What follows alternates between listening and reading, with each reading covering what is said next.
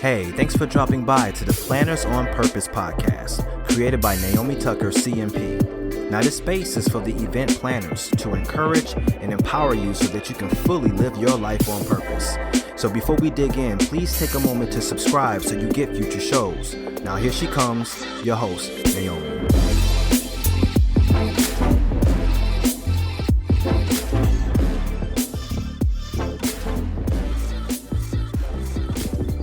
Welcome back to another episode of Planners on Purpose podcast. And my name is Naomi Tucker, your host, and thank you so much for being here today. Welcome.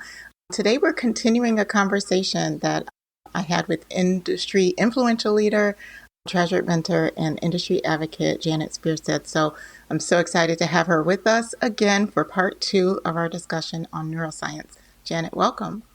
Thank you, Naomi. So great being with you. Thank you. It's always a pleasure.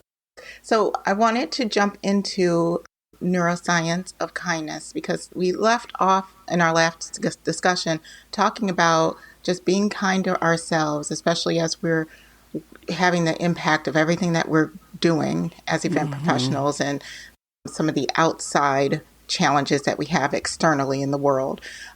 I would love for you to talk about how neuroscience intersects with kindness and give us a little bit of just some insight into using both of those. Yeah. Kindness is a pro-social thought. And our brain, 90% of the conversations we have is social in nature. We even dream socially. Our brain's natural set point is to commune with others, be with others, think about others. And so our brain is a very social organ, and it responds to that. And it's very sensitive to the social atmospheres. And kindness is a pro-social thought. And it involves the perception of others, thinking about others, their needs, their wants. And it gives an impulse to be kind. And so when we talk about being a pro-social thought, it activates the brain's center of empathy. It activates the brain's center of the ability to think and understand of others. So it uses that part of the brain of that is where empathy and compassion are housed. It's also a neurochemical. Kindness is a neurochemical. Endorphins, serotonin, dopamine, oxytocin, we talked about that in our last episode. That's all happiness and well-being. So kindness is actually a neurochemical, and it ignites the reward region of our brain, which is right around our hippocampus, which is our emotional center, and all of our reward region of our brain lights up like a Christmas tree when we have all those beautiful chemicals happening. It's also a culture. Kindness is a culture. I grew up with a mother that said, it's nice to be nice, so be nice. And so that was just the mantra. And that was the mantra of our family. And so I'm like a golden retriever. It's like, hi, how are you? You're just a stranger of a friend I haven't met yet. It's just because that's how I come into the world. And that's like the culture of my family. And it cultivates commonalities, not differences. Our brain is geared to look to differences. In our last conversation we had in the podcast, we talked about threat. Differences are threats to the brain. We notice them. Depending on what they are, how much do we respond to that threat? And on my off time, I'm a birder. I don't go out looking for birds. I look for differences. What's moving in that tree? That shouldn't be moving that way. What's that shape that's different than that? I use those differences to find the birds I want. And so when we look at this culture of kindness, it automatically looks for commonalities. It fosters inclusive thinking. It fosters belongingness, collaboration. It activates the mirror neuron. There's 2 of them right inside the middle of your brain. And it does exactly what their name says, mirror. It mirrors exactly what it sees. If you've ever yawned when someone else has yawned, that's your mirror neuron. You didn't have control over it. your mirror neuron saw it and said, oh, take in. So when we see kindness happening, even to others, and we're not a part of it, it activates those same beautiful chemicals in our brain. So it really starts to create a culture of kindness. When you have that, what happens? People take more risks. We share more. We're more collaborative. We share more partners. We tell bad news first before we tell good news. All those things that people want to hear. I want to hear bad news first before good news. All those things. You foster culture that allows that and does that. So kindness is really powerful for us on the neuroscience of tapping into that. Yeah. And it's like when you know that, then you can use kindness as a superpower. When you're interacting with people in the industry, when you're interacting with vendors and everyone, and even when you're responding to certain situations, I can see it being very beneficial on how you approach challenges and problems through kindness versus doing it differently. Like responding to a problem and someone helps you and saying, thank you for your understanding and grace during this difficult time. Mm-hmm. Instead of just saying, thank you, I appreciate you understanding. Right. Saying those other words, there is a language of kindness. Saying things like, I am proud of you. You can do this. I believe in you. Mm-hmm. I care about you. I trust you. All those things, saying those things, I respect you, leads and activates kindness, and kindness cascades across people. So let's pick on something very volatile and very difficult for event professionals, registration, right? Mm-hmm. A lot happens in that little transactional place, and you have a lot of people that have a lot of different needs. And there's a lot of volume. You're excited. When we get excited, we get a little more agitated. Our dopamine goes down, cortisol goes up because we're getting all excited. And so when someone has a problem, shows up and says, oh, I didn't register, but can I register? Mm-hmm. What? You're throwing off of my counts. I don't have enough room. Like, what's going on? And so how you handle that moment isn't just about that person. Mm-hmm. It's cascading throughout your entire moment in that room, because people will watch that and they'll be like, oh my gosh, do I have my name badge? They said to print it off. I don't have, my printer didn't work very good at home. What am I going to do? And I'm going to be called out on. We're all 8 years old in adult bodies. We don't want to be picked on, left out, and picked last and embarrassed. And so that kindness and saying, oh, you know what? Why don't you step over here and so-and-so is going to help you, like remove the problem, right? And minimize it. Seeing how you handle that interaction cascades throughout that whole first interaction of registration. Same thing with your team. Someone comes in with a problem. I have to do a CEM class Sunday. I leave tomorrow in Dallas. I just got 12 new people into the we were full before. And I was like, okay, I would love to have you. I can't wait to see you. Mm-hmm. Please read the pre-reading because it's expected. Mm-hmm. Good luck these next 3 days. And so it was like, just asking, and I appreciate you coming in. It's the last minute. So I'm going to ask for your grace and understanding if I get your name wrong when I call on you. And so like all of that, how you handle that is in that kindness piece of it.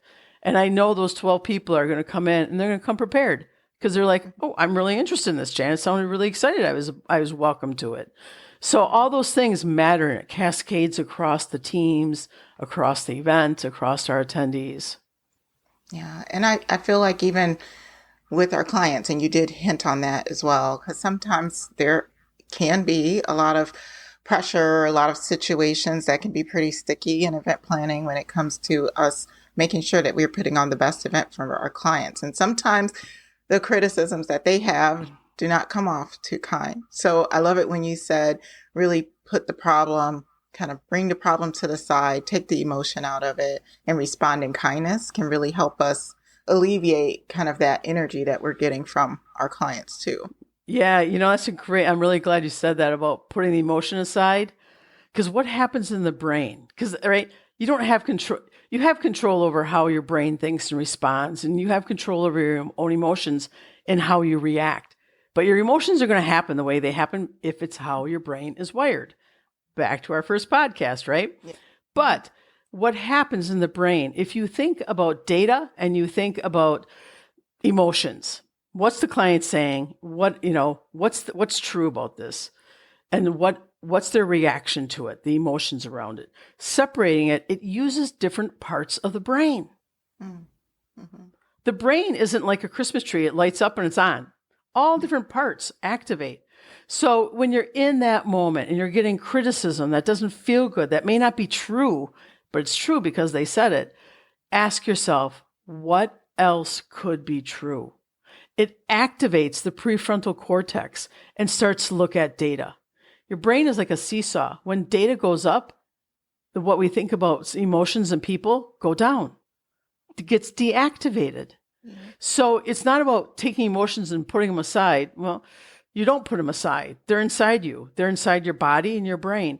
So looking at maybe the data, what's the data telling us? It's using a different part of the brain that deactivates some of the emotions. Mm-hmm. And asking yourself, what else could be true? Activates the brain and deactivates your emotional response to it.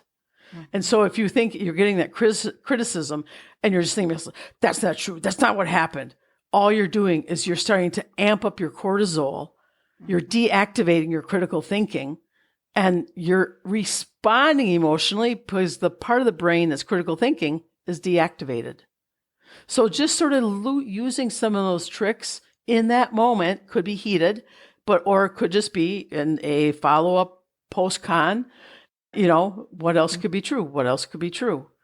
And so that could be helpful in that moment because, we also want to be perfect. And that's just an elusive thing. Mm-hmm. It's about being prepared. And as we always know, everything's good on paper until you add humans. And we're in the business of humans.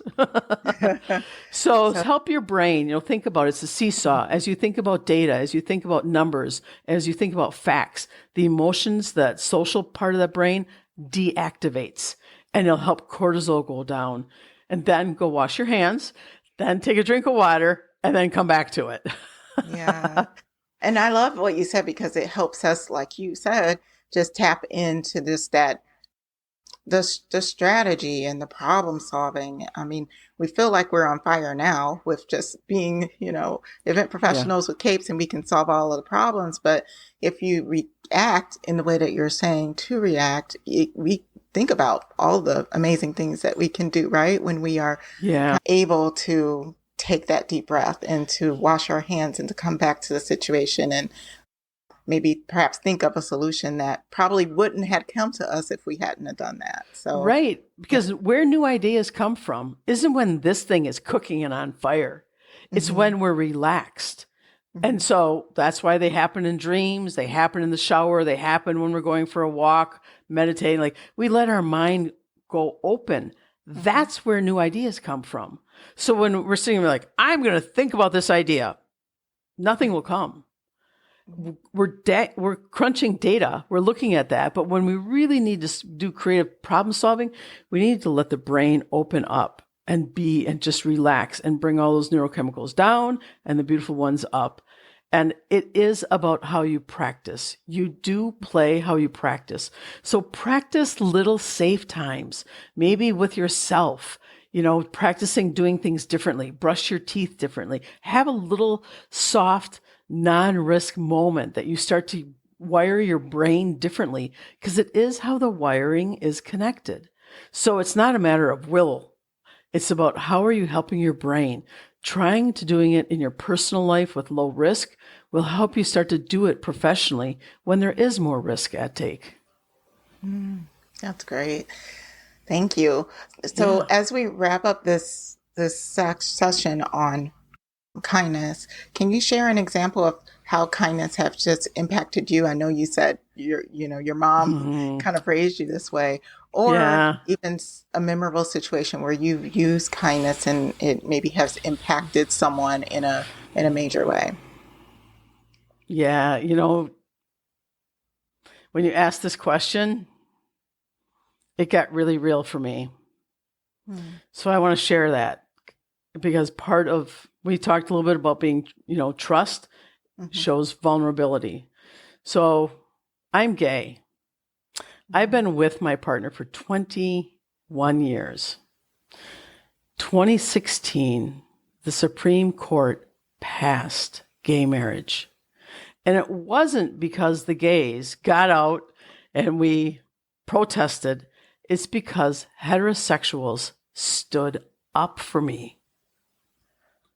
They didn't even know me. Some of them didn't know me. But they did it because they had a family member. That act of kindness, like we look through our own lenses. We look through our own eyes. If you're not gay, you don't know what it's like to be gay. But heterosexuals stood and said, you know what? Your love is as valued and valuable and equal as mine. That act of kindness, whew, man, that leveled me that day. I was just it. So it can be that monumentous to stand up for someone and say, I see you. I'm not like you, but I value you, and you should have that. That is a big capital K kindness. And then the small kindness. I just went through Culver's, a fast food here in Wisconsin, and somebody, the car ahead of me, paid for my lunch. Oh, man, that made my day, right? That's a small kindness act. Somebody held the door for me when both my arms were full. Like all those little acts of, like, this just says, I see you, you're important. And that is the crux of kindness. Mm-hmm. And if we just say to people, I know the most powerful thing I can do as a public teacher is I tell my students in my own head, I see you. I see you. Because some of them don't get seen today. So all that kindness, it is all wrapped around. And ultimately, kindness can create world peace. So I bless all the war that's happening in our life. I bless all of the beautiful things and also the troubling parts. Kindness can help us as humans be more profitable and more fulfilling. Thank you. Thank you for being here. Yeah. No, thank you for being you. Yeah. Well, as we wrap up, I have a rapid fire session that I do with all of the guests on the podcast. All right. I need water after that. It's just, let's take a deep breath. Yeah. Okay. Yeah. So this is really quick, nice and light, but it's just a few quick questions just so for us to get to know Janet better. And yeah, let's go for it if you're up for it. Ready to go. Okay. So the first question is, tell us what would you do on a Saturday afternoon to just relax and enjoy your life? What is Janet's go-to thing to do? Go in nature. Nature nurtures for me. So go out for a walk. I love going birding. I love observing what's happening in the wind and the leaves, the colors, the changes. Nature. It's my go-to for everything. Yeah, it's beautiful. You can learn a lot from nature too. Oh, yes. Now, next question is, if you could pick any place in the world to travel to that you haven't been to, what would be on your bucket list? Egypt. Okay. Egypt, because I'm curious, it's so much of fundamentally like how it's developed and impacted us today. I'd love to go back and see some of that historical pieces and learn more about that. So I'd be very curious about Egypt. Okay. I like Egypt. I haven't been either. I want to travel there too. Yeah. The next question is one book, it can be fiction or nonfiction, that you would recommend anyone to read. If you could recommend that one book. Oh man, I love books. One book, Yes. I think, oh man, that's a tough question. Skip, pass. I want to pass that question. It's too hard. Okay. 2 books. Okay. Okay, we're gonna skip it. Sure. All right. Yeah, okay, let's skip it. All right. So the last question is, if you could go back to when, let's say, you were 18 and tell your 18-year-old self anything, what would you tell her? Calm down. It's going to be okay. It's going to be okay. Life is a journey. It's not a destination that has clear steps to take. It is a hot mess. And so, you have the things inside you to know what to do. You got to listen to that voice and find that voice. So just calm down, lean into your power. You are a powerful young woman. Lean into it and have the courage to step into a moment that feels risky, because that's at the edge of coming through breakness, of greatness and new things. So that's what I would tell that 18-year-old. I love that. I love that. Well, thank you, Janet. Thank you so much for being here on the podcast. It was such a treat for me to have you on, and I love just hearing all of the knowledge and expertise that you have to share. So I really appreciate you and just want to thank you again for being here. Oh, it's always a pleasure spending time with you, Naomi Tucker. You are an amazing human being on this planet, and I feel blessed to have you in my life. Thank you. Thank you, everyone. We will catch you on the next episode. Until then, stay on purpose.